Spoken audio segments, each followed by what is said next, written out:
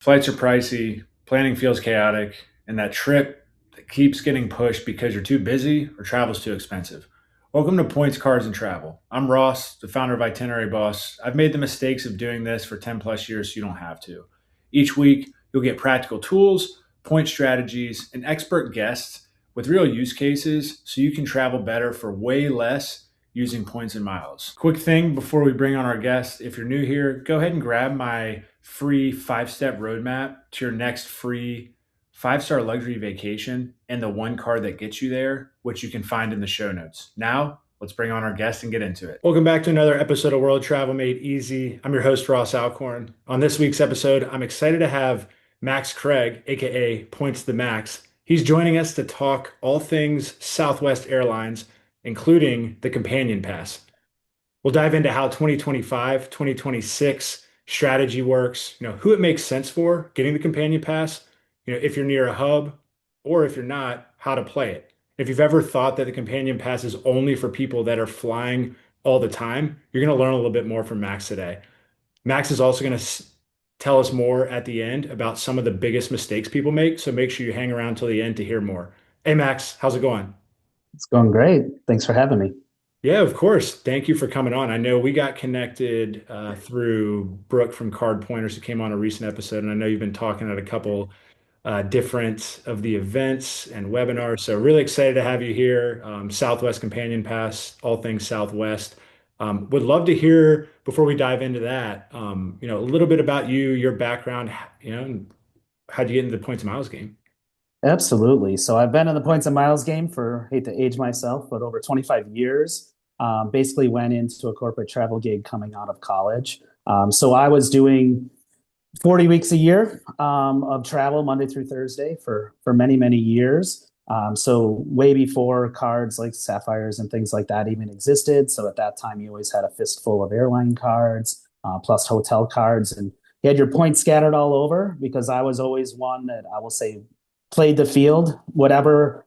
If I could take an airline and not have to connect, I would do it, right? If I, whatever, got a close hotel, I would do it. Obviously, I had my favorites, so I would pick which one kind of offered the same thing. But I also traveled enough that I could usually keep two airline statuses and two hotel statuses at the same time. So that worked out for me. Yeah, that's awesome, and I appreciate you sharing that background. I know we were chatting before. We share a common background where that's how I similarly got in, right? Was traveling a lot. You kind of learn, and like you said, it's like where do you get some of the best deals? If you're traveling to different locations or if you live, in between two airports like Dulles or DCA, where one's American, one's United, or if you're flying out of BWI, which we'll get into around Southwest, like there's so many different strategies and I do miss being able to travel a lot for work and have that kind of competitive advantage of earning to then pay. But at the same time, also working from home, there's pros and cons. But we make fun of me because my wife travels a lot for work, so she's the one who's always boarding first, getting all that, and I have less status than her and run the travel company and travel podcast. So it's always a joke running our house. Yep, and we're kind of the opposite, right? As I was always the one that traveled for work. Is that we used to live in the kind of Chicago, Milwaukee area, right in between. Is that I always had the choice of going basically Milwaukee or Midway or O'Hare. So I always did for a lot of it. What was best for me? Like you can get almost anywhere from O'Hare, but obviously there's more logistical challenges sometimes with parking, remote parking, taking the train, all that stuff. Because obviously Milwaukee was preferable if I could do it direct because it was about the same drive either direction. But then when Southwest came into the equation, it was pretty well established in Milwaukee because of the AirTran merger. And then obviously Midway was there. Is I always took it from the perspective of Midway is another like 20 to 30 minutes drive for me, but I'm saving probably the 20 or 30 minutes of logistics Yeah. of less walking around in O'Hare, less lines. I mean, you get through security at Midway with pre-check and all that. It's way less and way less walking than it is at O'Hare. Yeah, we used to fly into Midway when we would visit Chicago and fly out of BWI because just the Easy peasy. They probably do yeah, it 5, 6 times a day, right? yeah, exactly. And the points cost were way less than what we would have been paying out of DCA or Yep. And Dulles. that's and for us now, that's Nashville to Midway. I can get it for 50 bucks, 60 bucks all day long. And with companion pass, It's we're both traveling for under 100 bucks usually, but we usually one way a rental car because our family lives up in that area doesn't want to go to Midway because it's over an hour drive each way, and that's if traffic's decent, right? So we one way a car typically to do that because the train, it takes a couple hours to do the train logically to where we need to be. Yeah, yeah. Well, hey, let's dive into all things Southwest. So companion pass, right? You just mentioned something that's very cool, for some of our listeners who might not have any idea what that is. You mentioned, right, $50 ticket. What exactly is a Southwest companion pass and why is it still, one of the best companion fares, right, for any airlines? Absolutely. So it's really a buy one, get one for a plus one to travel with you, right? So that primary traveler gets to add that companion to any itinerary that they have, whether it's points or if it's cash fares, for just the price of taxes and fees. So for domestic round trips, $11.20. One way is 560. It's basically the TSA fee. Southwest makes you pay. When you do go internationally to I will call it the beach vacations that Southwest has a footprint for, then you pay the landing fees and taxes of those jurisdictions. So obviously Jamaica and places like Mexico and things like that do have higher fees and taxes, but that's all you pay. That base fare of the flight itself, that companion fare doesn't need to pay. And the one big difference about it is that it's unlimited for the duration of the pass. So for those that have a pass all the way through, say the end of 2026 already, is whether they take 3 flights in 26 or they take 30 flights in 2026, they can add that companion to those fares at just the price of taxes and fees. And even better is that you get to change your companion 3 times in a calendar year. So it doesn't always have to be the same person. So one thing I like to call out with that is that 90% of the time, my P2, my wife, is my companion. But she's not a skier, and I am. So I go out to Colorado or go out basically west once or twice a year, and I will switch my companion away from her for a trip and go with a buddy. And then when I come back and complete the trip, I switch it back to her for, say, Christmas or whatever. Is that you do get that flexibility, but you need to be strategic about how you use those companion changes because it's a rigid 3, like no exceptions. So changing away from her and back to her counts as 2. So you got to be really careful about how you use them because otherwise your last designee is it until the year Yeah. rolls over and you get another fresh set. I love that. I love that use case because we like going snowboarding every year. Nice. We should have a points seminar Yeah, honestly, at Breck or something. That would be there, fantastic. exactly. No, there we go. That's funny though. So, hey, that's a right off the bat within 5 minutes. If you're a skier or snowboarder and your significant other doesn't like to, and you like to go with your buddies or vice versa, like if this episode is helping you out, could you hit that follow or subscribe button and also leave a quick 5-star rating wherever you're listening? There's a next level strategy that you can go ahead and implement. I guess first, how do you change that? Like, is it just something you do? You have to call Southwest, you do it through the portal. How's that all work? Yeah, so there are both options, and I really dislike one of them. Is that you can call and change it, and that's my preferable option because you cannot have 2 companions booked at once. So if you have say 3 flights booked out, you actually want to call and switch, even if it's not the person you're taking. Just switch all 3 to your next companion, and then you can fix it later. If you do that all yourself, you'd have to go in the system, you'd have to drop your companion from all those fares, then change your companion, then rebook it to all. Just have the rep help you.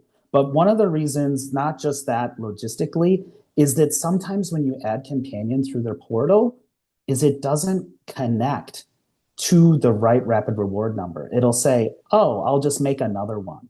And then the person ends up with 2 logins. And it's not a huge deal that it basically does still let the companion go, but then they have multiple logins and they're not earning points, but it's problematic.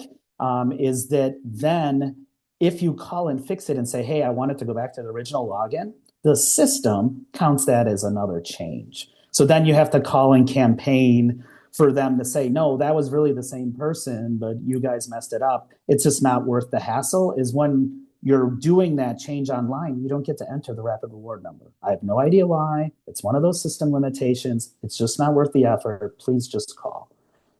Awesome. No, hey, I'm glad I asked that question because I feel like if you didn't answer it, most people would say, "Oh, I can just do it online. I don't want to pick up the phone." But going into those complexities It's and wasting it, that's it's the classic just because you can doesn't mean you should. Is it a fair amount of things on my page of people that went and like, hey, my companion doesn't even see it? Or like a lot of times the confusion is like, especially if it's a common name or something, that it's just like, I don't know which Max Craig to pick. So I'll just make a new one because that's the low risk option. The system's doing weird stuff behind the scenes, and it's just not worth it going sideways. Say 90% of the time it works just fine, but when it's the 10% that it doesn't, it's you're going to spend extra time fixing it. It's just not worth it, especially when it can be solved in 5 minutes on a phone call. I know even myself, I don't call unless I have to, but it's one of those things. I just call. It's just easier to do it that way. yeah, because on the back end, if something gets messed up, you're going to waste more time trying to figure it out, and it might not work out. So now Yep. I love it. I love it. Well, I think at this point, people are probably like, okay, 30 flights. That sounds amazing with the companion pass. How do you recommend just getting the companion pass via credit cards? Credit cards is usually what I'll call it the simplest way, especially for a first timer. And I'll cover for renewals in a little bit. But for first timers, doing the credit card way and doing it through sign up bonuses, and we're recording this in middle of December of 2025, is that doing the credit card sign up bonuses and timing those to come and say January, February, March of the year is perfect because the rule for Southwest is you get the companion pass for the remainder of the year you earn it, plus the entire following year. So say you do get the companion pass in March, is that you'd have that pass, say March of 26, you'd have that pass all the way through the end of 2027. So you'd get it for say 21, 22 months, depending on your timing. Is that that's a way to basically get even more value out of it and make that work. So as we're basically talking at the end of the year, most people are likely going to have to do what I would call the 2 year method if they want to do what I'll call the accelerated path. Is if you get those two card bonuses in, say, that 3 to 4 month period, you will have the 135K required companion qualifying points to basically achieve your pass metric. You can do a lot of other things too. You can do hotel stays, you can do card referrals, you can do shopping portal, dining program. There's all different ways to feed into that. But generally, that first kickstart is doing it through the card sign up bonuses is ideal. And then from then on, you kind of got to make the decision of do I have my P2 do the two card method 18 months after that? So they carry it the following 2 years. Or do I just go for what I would call the perpetual method, which is what we do, is basically between the flight activities and hotel stays and card referrals, is that we renew it a year at a time. So we can kind of what I would call preserve those card slots to be able to pursue other programs as well. Because as much as I'm a fan of Southwest, Southwest is really a domestic airline. Granted, there's some international partnerships. So it's really, for us, we use it for what I'll call the beach vacations and the snow vacations, visiting family and all of that. But then when we want to go to Europe or Asia or something across an ocean, obviously you're going to be on other carriers. So we like to kind of play both sides of the transferable points game and Southwest and make them both work for us. That's smart. No, and I love how you broke that down because a lot of the times people ask the first question is, what's the best card for me? How should I do this? And it's like you said, you have a strategy where you use Southwest for domestic, your snow and beach vacations. And then when you go international, you have the transferable currency. So I love that method and strategy. Just because I know a lot of people probably have this question, recording this mid-December, end of year, for someone to get that, since usually the welcome bonuses sometimes can be 3, 6 months, like do they have to apply for the card before the end of 2025, or could they do that in January, February? They just have to, right, hit that sign up bonus to maximize it. I would say that now is ideal. So a lot of people will probably be listening late December or even in January and February. is that I get questions a lot of like, am I too late? Because a lot of creators out there say, oh, the earliest you can start is mid-October. In my opinion, that's too early Hmm. because you have to be laser focused because you get that 3 month window. That means you have to qualify in January. If you miss it in January, then you don't get your bonus at all. And if you achieve the minimum spend in December, you get it too early. So rather than getting that 20, 21, 22 months of value out of it, you're going to get 12 because your pass is going to activate in late December and you're going to basically be in this situation where the rest of the current year is really short and the entire following year. So I would say that I'd like people starting now because you almost can't screw up the what I would say premature qualification. Is that if you start now and start early in the year, spend away. You do your own path. Don't overspend, but spend what makes sense for you. And whether you get a pass in February or March or even April, even July, you're going to have a pass for say 18 months. And the good thing about that is you almost can't mess up the timing because you need to be really laser focused on doing that. If you start applying in like the October, November timeframe and you spend too fast, that's what I would say one of the problem areas. And maybe we'll talk a little more about that in a little bit. Yeah, no, that's really helpful. I appreciate you clarifying that. And it's like, do you want one piece of the pie or none, right? Well, you get 12 months, but you just want to make sure, and especially like you said, for first timers, don't add more mental load to an already complex game, right? Yep. Especially with the holidays, you'll probably overspend because you'll do that. So yeah, I like that. And that's a really good, and I like what you mentioned around, your player two potentially doing it down the line. And I'm sure that bakes into your longer term strategy of, let's just say Max goes and gets it in January, gets the card in January, gets the bonus in March or April. Then how are you let's say you're a first timer. How are you then structuring that with your significant other if you have one? How would you kind of think about that if you wanted them then to get the companion pass a year or two? Like, what's your process there? Yeah, so that's I would say one of the options, right, is to switch between P1 and P2. And that really goes down to what I call the card rules. The card rules is that you can't get the same card bonus, say for like a personal card, again for 24 months. And it's not 24 months from application, it's 24 months from sign up bonus, basically achievement. So if you achieve that in March of say 2026, that means you can't apply again until March of 2028.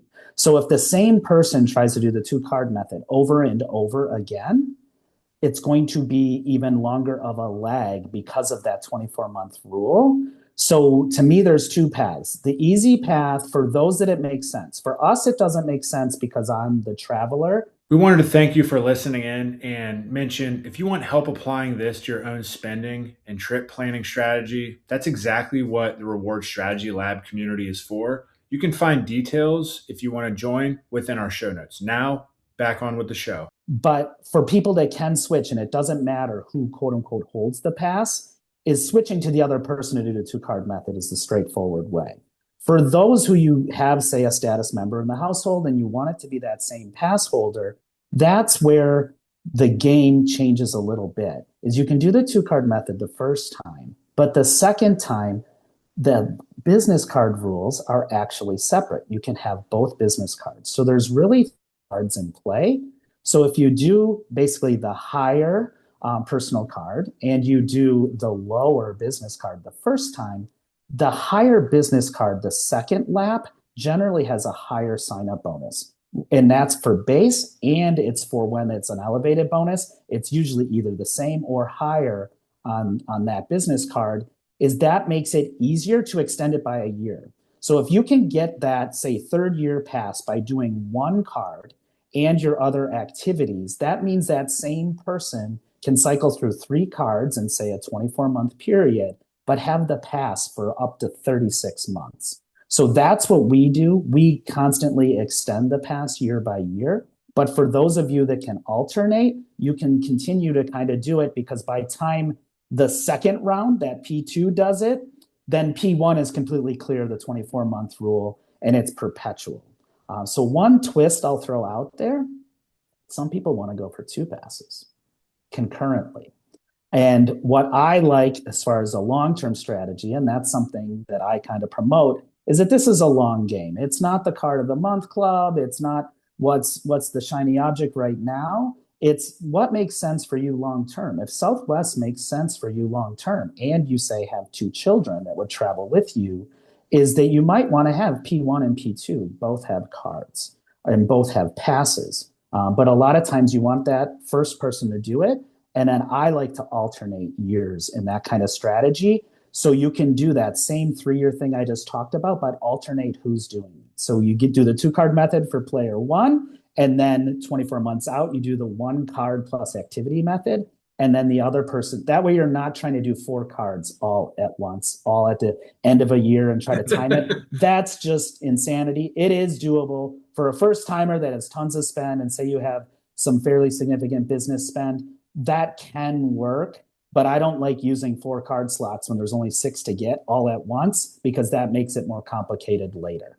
Yeah. Hopefully that makes sense. It does. It does. And just for people, if you're new here, if you don't know what P1, P2, player one, player two means, that just means, you one person, second person, whether, significant other one, significant other two, spouse one, spouse two. So that's just to make that clear, because some of you may be like, is this a video game? What are you talking about? So It's just, kind of. It's kind of like yeah, it who's is. got the controller, right? It's just like some people. It's just like, okay, it's your turn to have the controller. You're going to book the flights now under your account. It really is kind of. I like that video game analogy. Yeah, yeah, absolutely. But no, that's really helpful. So people are probably thinking now, like, okay, what about the card? Like you mentioned, like high level card, this card, like are there specific card thresholds? And then two, what happens if someone doesn't have a business or they're just starting out a business or they have a side hustle? Like that's where I think people sometimes miss out on the business spend is they think they have to have this $10,000 a month spend. It could just Mhm. be. So I'm curious your thoughts, how have you done it? How have you seen others do it there? Yeah, so I really like as far as, especially with the changes, and we're going to talk a little about that in a bit, is that now assigned seating at booking comes with some of the cards. So personal wise, I like the highest card for that reason, especially for somebody that doesn't have status. Of course, it's the most expensive card, but it comes with basically that assigned seating at booking and some other benefits that are nice as well. When it comes to the business side of the equation, reason why I said to do the lower business card first, it's really to preserve that slot for the higher business card and the higher potential bonus in the future. Sometimes it can be the opposite way, right? Is that business card was elevated a few months back. It's not anymore as the time we're recording this. Is that if you had that significant business spend, you could have strategized to do it all in one big card. But that's why I'm saying to save that for later because that could be a very good way to keep it for that third year as you have the pass. So that's one of the huge advantages to playing what I call the long game and strategizing how that all stacks up is to make that kind of stuff work. But as far as business goes, is that you can apply for the business cards with a side hustle or a business that you just started. That's totally okay. You don't necessarily need to have an EIN, but I'll be honest, it does help. And it is something you can do in 15 minutes. It is free from the government. Is that opens up your card possibilities, not only for this program, but for other programs as well. Is that there's some literal sweet spots in the business card game that for those of you earlier on in your journey, that opens up some opportunities for you not only to get and keep a companion pass, but to pick up some pretty solid transferable point cards as well to leverage for things on a footprint that Southwest doesn't have.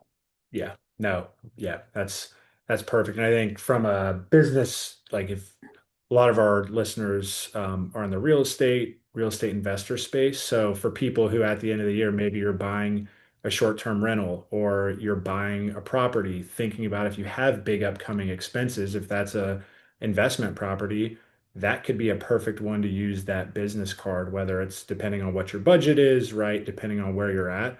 That's a great opportunity right there. And pairing that with personal, that's just one strategy. And you're timing it nicely. So no, that's really helpful. And I love that you touched on that piece. And we have some other episodes that dive more into the business side. But yeah, once you open up that faucet and lever, that's just it's it makes it a little bit more fun, and you can start to combine those points with personal points, business points.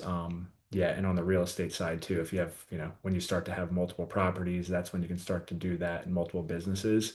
That's when it gets really fun. And if you have a spouse, a player two, or if they're player one, right, and you have both those combined, it gets really fun. Oh, like it's absolutely fun, right? And especially like just to go on a little tangent about the real estate space is that a lot of people put LLCs for each property, right? To try to have some segmentation. You can do that, right? Is you can have a business card of the same type for each of those LLCs and the game gets even bigger. Like for us alone, we have a couple, right? So we have actually three tax IDs that we have for different kinds of things is that means that you can kind of compartmentalize your spend and your bonuses and play the game at what I would call a more advanced level. Yeah, yeah, yeah. Two of those properties paid for our honeymoon flights in business. Love it, love it. That's how the game's played. Oh yeah. But I know, so Southwest, I know there's a ton in the news, just about changes. They went with what they were really well known for. They made a change. So I think people were like, oh, I don't know if I still want to fly Southwest anymore, right? Everything on social media is amplified. But a lot of Mhm. people saw that. So I'm curious your thoughts, right? Like, is it still worth it, Companion Pass? Like, what are your thoughts too on just Southwest as a whole? Yeah, my thoughts on Southwest is it wasn't pleasant, right? As I actually did a webinar not too long ago about the changes aren't pleasant, but the reality that the companion pass is here and it appears it's here to stay is that it's not ideal, especially for those that like to bring extra stuff because everybody always got two bags free. Is that it's not the most ideal thing, but there's still ways to work it, right? So one thing that came out was the basic fare, and other airlines did that a decade or more ago. It's a no frills fare. You don't earn a lot of points. Some other airlines don't give you any points on a basic fare, and it's completely sacrificial. In other words, if you don't go, you don't even get a refund. And some airlines, if you don't go, they take, say, a $99 cut out of it when you get your flight credits. Southwest will actually give you back the full fare that you paid, but it is an inflexible fare. There's no changes to it. So if you get a fare price decrease, you need to cancel it. You need to rebook. And that's one of the challenges that came in that I'm not the biggest fan of is the flight expirations. Is that basically up until COVID, there was flight expirations, but they basically let that go on flight credits for, say, a 5-year run. Is that now that's back. And for a basic fare, it's 6 months and it's 6 months from booking. So when the schedule goes out 7, 8, 9 months, and you're one of those people that books right away, and you might make a decision later whether you're going on that trip, your flight credit might be expired by the time you do it. So I would highly suggest that people, especially if you're not doing it on points, if you're doing it on points, it doesn't matter. Points come back and they don't expire. That's totally fine. But when you're doing it on cash fares, is definitely pick choice or above. So you get a 12-month window. That way, if you do cancel closer to the trip, you still got a few months to be able to use that. So it's really, they're doing what basically the other airlines did a while ago. And it's not ideal, but to me, I just kind of consider it as the basic fare is just not for me. I only book it really on points. The other thing that they changed was the fare multiples, and actually for the basic fare, obviously it's lower because they never had it before, right? So they slotted one at the bottom, but at the top it actually went up. So for those of you who picked Choice Extra, which used to be called Business Select, that fare multiple is actually at 14x now. And that's huge, especially for those that can fly enough for status, which is 20 segments for A-list or 40 for A-list preferred. And obviously there's some qualifying points. We won't get too deep into that. But those people with status get either a 25% bonus or a 100% bonus. So that accelerates the points that you earn. So if you are A-list preferred and you're doing 14x, you get that towards rewards points, you get that towards tier points and companion qualifying. But when it comes to reward points, you get another 14x on top of that. When you're getting a 28x multiple back, it almost erases, and I actually have found a bunch of use cases where it is worth you, especially if you have status, paying the extra because the point value you're getting in return outpaces that fare upgrade. So that's a reason to chase status and to basically try to renew it to get those tier qualifying points is to chase that 14x multiple. And I have quite a few people that are doing that. Is that they basically buy those highest level fares until they get their status renewed, and then they start basically backing off and then using points or buying a cheaper fare to work that system. So that's one thing to keep in mind. Assigned seating is something that I would say is a huge benefit because I think it was keeping some people away from Southwest. And not only what I will say the casual travelers that take a few trips a year, it was actually keeping people that are travel warriors and road warriors away because on other airlines, you're first in the queue to get those extended legroom seats, potentially an upgrade into say domestic first, is that you didn't know what you're going to get. Granted, if you had status, you were fairly early in the queue to get on the plane. But to use today's example, they have a lot of the planes converted already to extended legroom. The pre-boarders are getting those seats. But come assigned seating, it's going to be either people that paid for them or those status members are going to be able to confirm those seats ahead of everybody else. So I think that's a huge win for the business traveler to work that. Bag fees, that one, not so fun. But if you have a credit card, you get one per person, and you get it for up to 8 people on your reservation, plus your companion. So basically, one card fee, say it's around say $200, right? Is that you're going to avoid that $35 bag fee. Say you go on a trip with 4 people, you're going to avoid that $35 bag fee per person per direction for everybody on your reservation. So if you take one trip a year with more than 2 people, it's already paid for. If you take 2 trips with 2 people, it's already paid for. So to me, it's a no-brainer. And this is my own whatever aside. I think that Southwest was just trying to encourage that people get and keep the cards, that they don't churn them. They know the games that we all play. They know that we're going to get and keep and play the 24-month rule. They know that people are going to do that. Is that this makes you basically keep one in your household some way, somehow, long term, because let's be honest, it's worth it. Yeah. Yeah. No, I appreciate you breaking down that math because that's one of the when people are trying to decide what card do I open, which one, what about annual fees? I don't know if it's worth it. Like just right there in 10 seconds, you just broke down it very simply. And I think that's where you mentioned being a business travel. If you're traveling for business, and earning a 28x multiplier, like that's massive, especially if your business will pay for you to, right, fly, pay that extra. But then too, if you live near a hub, like this makes it an absolutely no-brainer. So just for people who, if they aren't familiar with the hubs, or they're flying places and they want to use a strategy, are there specific airports where you're like, hey, this is an absolute no-brainer for the companion pass? Oh, absolutely. And it's really, I would say, the Southwest sweet spots, right? So you obviously have Texas. That's where they started. Really, almost anywhere in Texas. It's super valuable because you can get to the Texas hubs very easily and sometimes 45-minute flight, right? Those that are in California, no brainer. Again, tons of California airports. You can get to those hubs and connect in to their network. Super nice. Vegas, Denver, Chicago, obviously, Baltimore, Nashville, Miami, like all of those where they basically have good footprints. Southwest doesn't really use the hub word, but let's be honest, that's what they are, right? Is that those to me are no brainers. If you're in a more, what I would say, whatever, connecting type location, it can be more challenging. So that's kind of what I would say the personal decision tree of is the pass worth doing? If you can make it work a couple trips a year, absolutely. Because not only are you going to get those sign up bonuses if that's the path you choose to take, is say you get 135,000 miles, right? Is that for round number sake, call that $1,500 worth of free flights. Is that you're not only able to keep those points and use those points, you also basically are getting double value out of them when you're bringing a second person for free.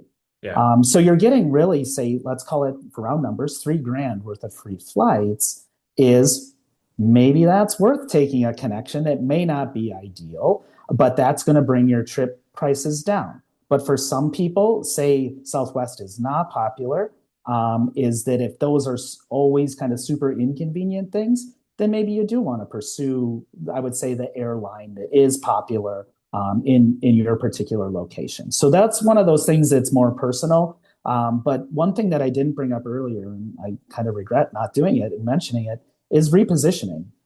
That's how we get like to Europe and Asia, is that Nashville doesn't have a lot of options. Nashville's a great airport domestically, but internationally, you got a BA flight to London, you got an Aer Lingus to Dublin, and one to Iceland.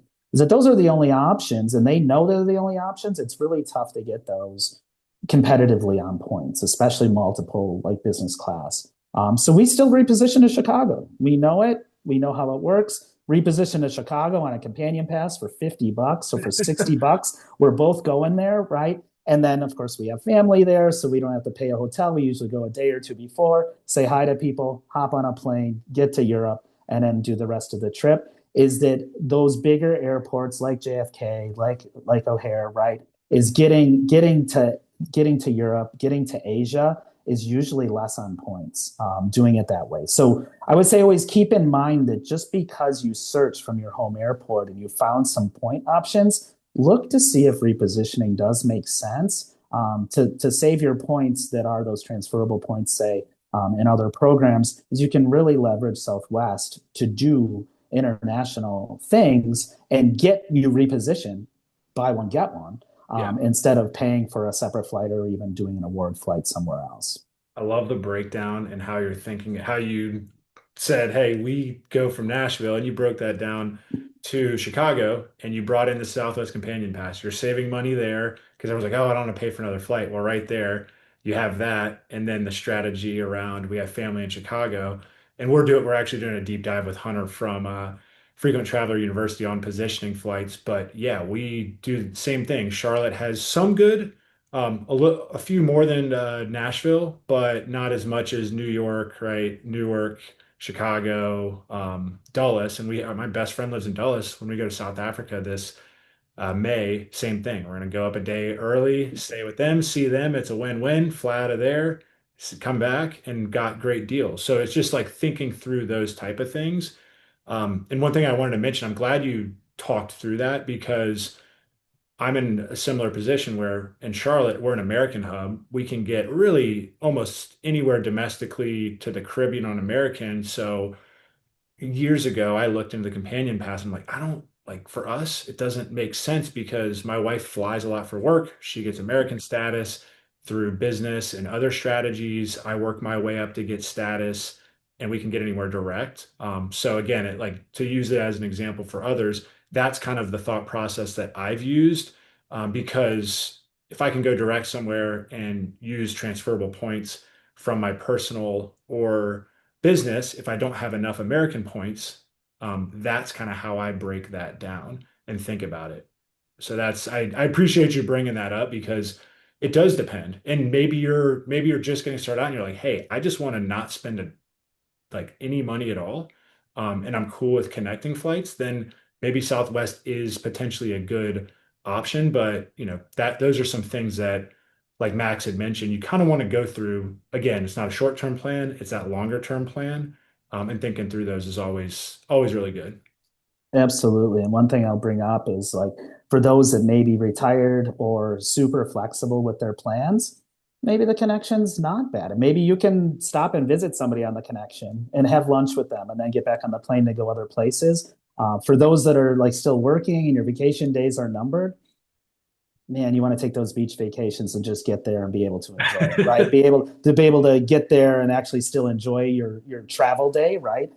So that's one thing I bring up about basically Nashville to Denver to go skiing is that I've been to the more remote like skiing vacations and I love it, right? But me just getting to Denver and going is super easy. I can ski the same day I travel, and a lot of other locations that's not even theoretically possible, right? So I still have whatever those constraints of PTO days and things like that. Is that's part of the reason why I will play the game different when I'm not working, right? Is I'll have more flexibility to maybe take less convenient things because it's even cheaper. So that's another balancing act too. Yeah, 100%. Yeah, they just got a direct flight from Charlotte to Vail, and I'm on American, which is Very tempting just to go to Vail every year now. Yep, Like there's, and I'm super excited because now Southwest has one to Steamboat. oh So man. from Nashville, so that's huge, right? I think it only runs Saturdays or something like that. But of course, I have an Epic Pass that's not good at Steamboat. So Oh, that's a next year thing. They just announced that, and I already had kind of a couple trips planned. And I'm just like, maybe I need to get a different pass next year because that's super convenient. I love Steamboat. I've been a couple times over the years, but that's a rock solid place to be. that's where I grew up when I was 3 or 4, got put on skis and Nice. yeah, I learned. wish. I was on an icy hill in rural Wisconsin skiing on 400 foot of vertical of pure ice. Hey. But then you learn to be good Yeah, because you have to exactly. be. You go out and you actually have powder, and it's like, well, this is easier. Like, Yeah, exactly. That is too funny. Yeah, I mean, I think there's I know Frontier had announced a new companion pass. Are there any others? And like how do you just real quick at a high level, like how do you compare that yeah, to yeah. So Frontiers, I mean, their Go Wild thing is I'll call it wild. I mean, they made up the word. I'll call it that.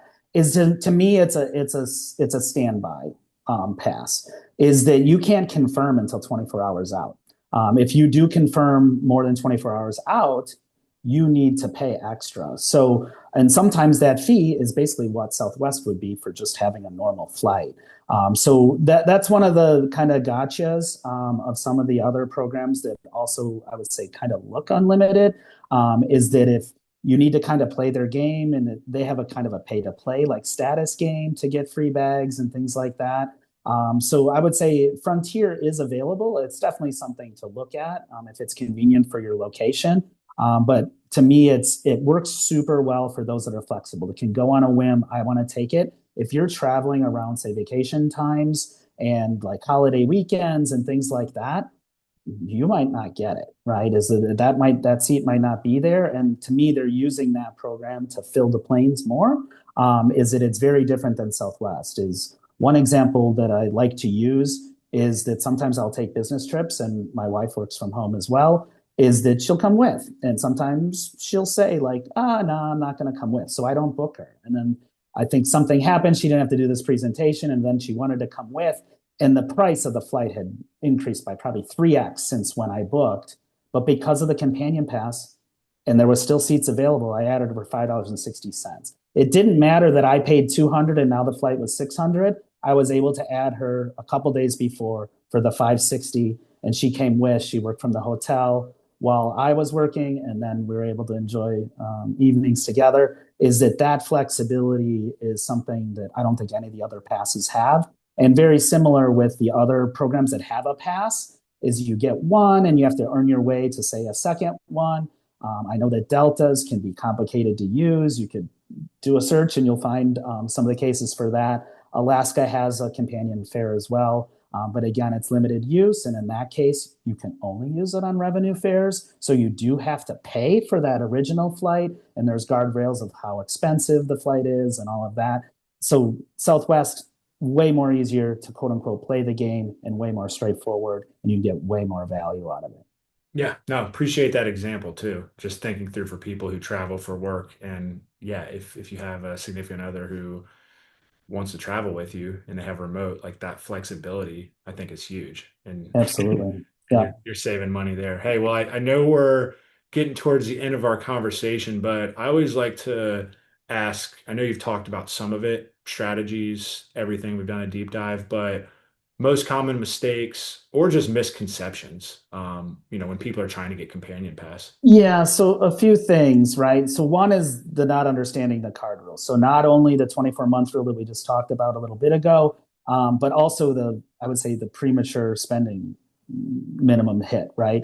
Is that people that start too early, they get their bonuses and they come in December, they limit the amount of use of the pass, and you've quote unquote already burned up your card slot.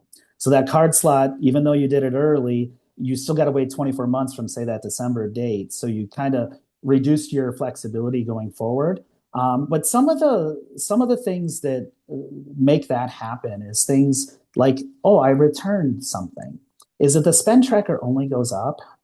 Is it returning something actually doesn't make the spend tracker goes down, even though your basically your statement balance did? So you definitely want to be diligent about watching your spend tracker as you're working on a sign up bonus, especially if you're starting late in the year and it's at potential risk to qualify too early. And then some of the other myths that I like to bust is like, get a question about, oh, 135,000. Like I can't spend $135,000 a year on a credit card. You don't have to, right? That is, I would say, arguably the hardest way to get your companion pass renewed. Is it using the sign up bonuses, getting your friends to get, let's say, a companion pass yourself? Say your friend does their companion pass with your two card referral links, you get 40,000 towards yours.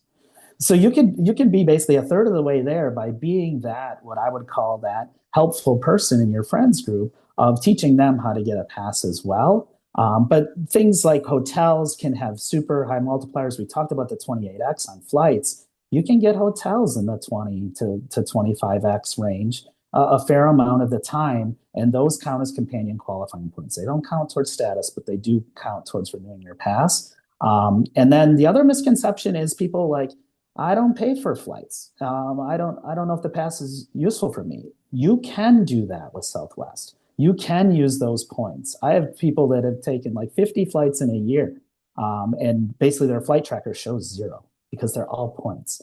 Granted, those are people with severely high business spend, is that they're literally earning hundreds of thousands of points a year. They almost can't spend them fast enough for the spend that they put on the cards. But that's one thing is it doesn't matter whether you pay for points or you pay with cash, you can still use your pass. Okay. No, that's really helpful. Honestly, I think that's where I want to end because I think most people Awesome. think about mistakes. You just walked us through kind of the entire blueprint, strategy, new changes, mistakes, just even more of a masterclass than just a to introductory level. So now I really appreciate this, Max. Super helpful. I learned Thanks. a good amount. Where I'm sure people are probably like, oh my gosh, how do I do this? This is great. And you're the expert here. Where can people find you? And then do you share specific content around any of this stuff? Absolutely. So my creator account on Facebook, that's where most of my content is. My account is Max Craig, MaxCraig. You'll find that Optimize Southwest. I think it says Companion Pass and Rewards. You search for Optimize Southwest, you'll find my page, and I have infographics on the two card method. Of infographics when there is an elevated bonus, I go in and change that. I release kind of new content pretty much 4 or 5 days a week. Some of it obviously is recycled to remind people of kind of where they're at. But I do release content quite frequently on not only the companion pass, but how to work the program. I also have another page called Optimize Transferable Points. And we talk about repositioning and things like that using the companion pass. So, no, those strategies are out there. They're on my page. If you look through like our featured section and things like that, you'll learn a lot of the things that it might have went a little fast today for you to comprehend it all. But maybe listen to this podcast again, but also save those screenshots to your phone of the card rules, of the things of, hey, this counts towards a spend tracker. This doesn't count, as I have infographics for that kind of stuff as well on the page. Awesome. No, that's super helpful. If you're listening to this, I suggest, go into everything Max just mentioned because he's the expert there. And I love to, if you're a business traveler, if you're at one of those airports that we mentioned, that's a Southwest hub, like he said, positioning flights, that's a next level strategy where you're going to then be able to get the transferable points that we talk about so much and have guests talk about to pay for a lot of those bigger international trip. So definitely go give him a follow at all those. We'll link those within the show notes. Max, again, thank you so much for coming on the show. Super valuable. I really enjoyed it. If you're a first time listener here, make sure you hit that follow or subscribe button. That way you don't miss out on any weekly episodes we do with experts like Max. If you think he deserves a 5-star review, I think he does. Go hit that 5-star and we will see you next week. He's Max Craig. I'm Ross Alcorn. Thanks so much for listening. Really appreciate you tuning in today. Before you go, again, if you're new here, grab my free 5-step roadmap to your next free 5-star luxury vacation and the one card that gets you there in the show notes. The main takeaway from today is you don't need more time or money to travel better. You just need a simple plan and the right strategy in place. My final thought is travel is supposed to feel exciting, not overwhelming. Take one thing you learned today, apply it this week, and your next trip gets easier starting now. We'll see you next episode. Really appreciate you tuning in.